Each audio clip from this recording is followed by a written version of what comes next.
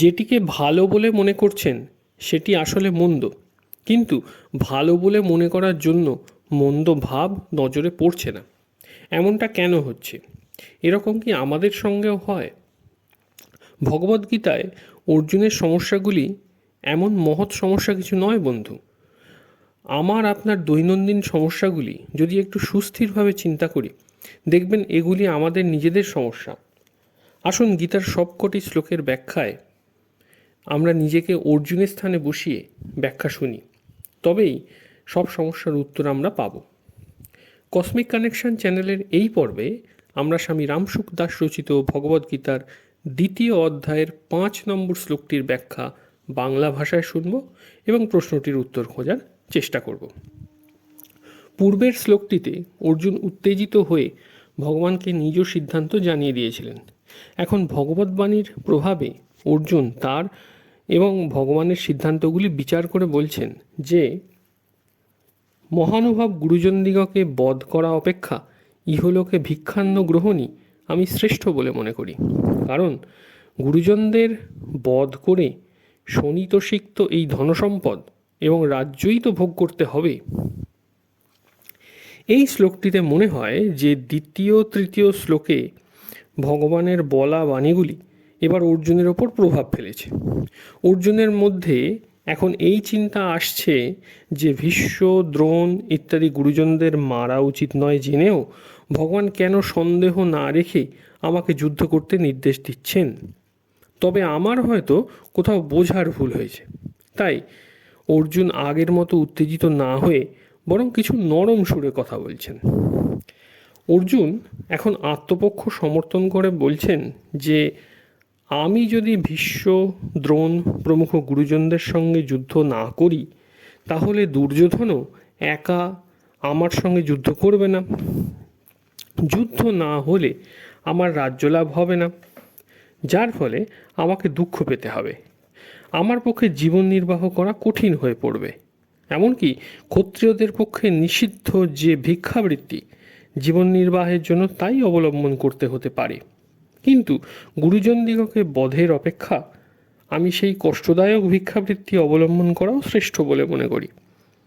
ইহলোকে শব্দের অর্থ এই যে যদিও ভিক্ষা করে খেলে এই জগতে আমার অনেক অপমান অপযশ হবে, লোকে আমার নিন্দা করবে, তবুও গুরুজনকে হত্যা করার তুলনায় ভিক্ষা করা শ্রেষ্ঠ।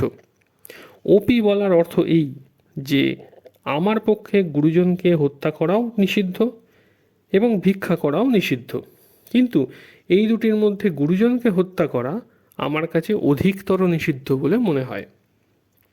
অর্জুন এবার ভগবদ্বাণীর দিকে নজর রেখে বলছেন যে যদি আমি আপনার নির্দেশানুসারে যুদ্ধ করি, তাহলে যুদ্ধে গুরুজনদের হত্যার পরিণামে আমি তাদের শোণিতসিক্ত ধনসম্পত্তিই তো ভোগ করব। আমার ভোগ প্রাপ্তি হবে, কিন্তু সেই ভোগের বিনিময়ে মুক্তি কি পাওয়া যাবে? শান্তি কি পাওয়া যাবে? এখানে একটি প্রশ্ন আসতে পারে যে ভীষ্ম, দ্রোণ প্রমুখ গুরুজনগণ অর্থের জন্যই কৌরব পক্ষের কাছে ঋণী ছিলেন। সুতরাং এখানে অর্থ কামান পদটি গুরুন পদের বিশেষণ বলে মনে করায় আপত্তি কিসের? তার উত্তরে বলা যায় যে অর্থ কামনাকারী গুরুজন এরূপ অর্থ করা উচিত নয়। কারণ পিতামহ ভীষ্ম, আচার্য দ্রোণ প্রমুখ গুরুজন অর্থলিপ্সু ছিলেন না। তারা দুর্যোধনের বৃত্তিভোগী ছিলেন। তারা দুর্যোধনের নিকট খাদ্য গ্রহণ করতেন। তাই যুদ্ধের সময় দুর্যোধনের সঙ্গ পরিত্যাগ করা কর্তব্য নয় ভেবেই তারা কৌরব পক্ষে যোগদান করেছিলেন। অপরপক্ষে অর্জুন ভীষ্ম, দ্রোণ প্রমুখের জন্য মহানুভাবান পদটির প্রয়োগ করেছেন। সুতরাং এইরূপ শ্রেষ্ঠ ভাবসম্পন্ন ব্যক্তিদের অর্থের কামনা সম্পন্ন বলা কি করে সম্ভব? তাৎপর্য এই যে যারা মহানুভব ব্যক্তি তারা অর্থলিপ্সু হতে পারেন না, এবং যারা অর্থলিপ্সু তারা মহানুভব হতে পারে না। সুতরাং এখানে অর্থ কামান পদটি ভোগান পদের বিশেষণ হওয়াই সম্ভব। ভগবান দ্বিতীয় তৃতীয় শ্লোকে অর্জুনের কল্যাণের জন্যই তাকে কাপুরুষতা ত্যাগ করে যুদ্ধের জন্য প্রস্তুত হতে নির্দেশ দিলেন। কিন্তু অর্জুন তার বিপরীতে এই অর্থ গ্রহণ করেন যে ভগবান রাজ্যভোগ করার দিকে দৃষ্টি রেখেই যুদ্ধের নির্দেশ দিচ্ছেন। শুধুমাত্র জাগতিক দৃষ্টি রাখে যেসব ব্যক্তি, তারা কল্যাণের কথা ভাবতে পারে না। যতক্ষণ জগতের দিকে দৃষ্টি থাকে ততক্ষণ আধ্যাত্মিক স্ফুরণ হয় না। এখানে অর্জুনের দৃষ্টি প্রধানত ছিল শরীরাদি জাগতিক পদার্থের দিকে। তিনি স্বজনমোহে আবদ্ধ হয়ে ধর্মকেও জাগতিক দৃষ্টিতে দেখেছিলেন। জাগতিক দৃষ্টির জন্য অতি বিশেষ আধ্যাত্মিক দিকে অর্জুনের লক্ষ্য নেই, অর্থাৎ তার লক্ষ্য ভৌতিক ক্ষেত্রে সীমাবদ্ধ ছিল এবং তিনি স্বজন সম্বন্ধীয় মোহমমতায় ভাসমান ছিলেন। তাই তিনি মনে করলেন যে ভগবান তাকে যুদ্ধে প্রবৃত্ত করে রাজ্য লাভ করাতে চান। আসলে ভগবান তার কল্যাণের দৃষ্টিতে একথা বলেছিলেন।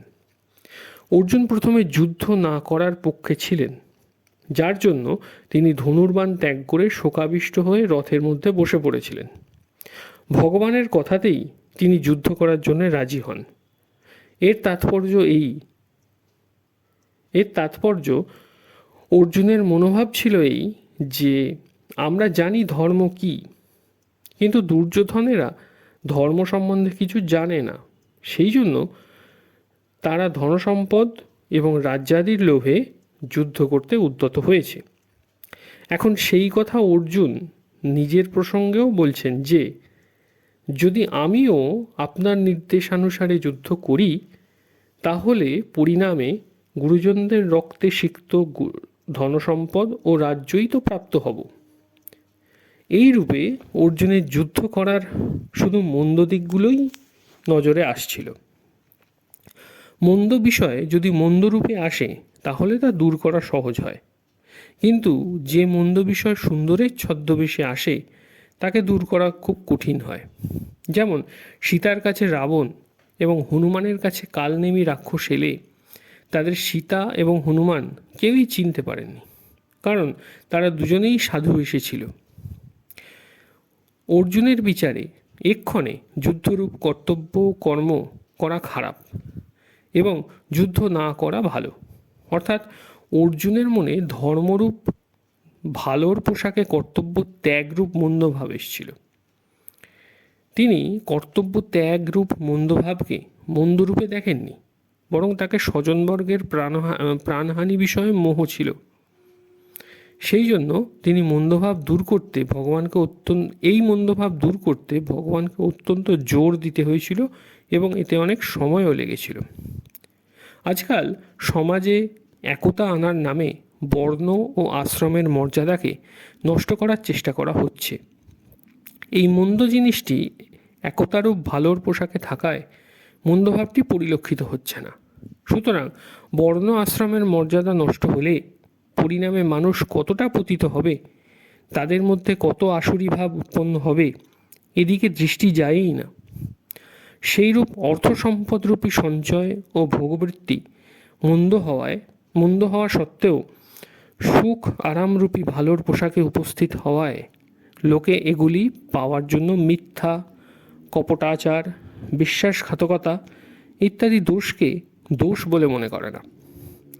এখানে অর্জুনের মধ্যে ধর্মের রূপে মন্দভাব এসেছে এইভাবে যে আমরা ভীষ্ম, দ্রোণ প্রমুখ মহানুভবদের কী করে বধ করব? কারণ আমরা ধর্মকে জানি, অর্থাৎ যেটিকে ভালো বলে মনে করছেন সেটি আসলে মন্দ, কিন্তু সেটি ভালো বলে মনে করার জন্য সেটির মন্দ ভাব নজরে পড়ছে না। সম্পূর্ণ পাঠটি শোনার জন্য আপনাকে ধন্যবাদ। কমেন্ট করে জানান যে পাঠটি আপনাদের কেমন লাগলো। পরবর্তী ভিডিও খুব তাড়াতাড়ি আসতে চলেছে। আপনি যদি এই চ্যানেলে প্রথমবার আসেন তাহলে লাইক, শেয়ার এবং সাবস্ক্রাইব করতে ভুলবেন না। ধন্যবাদ।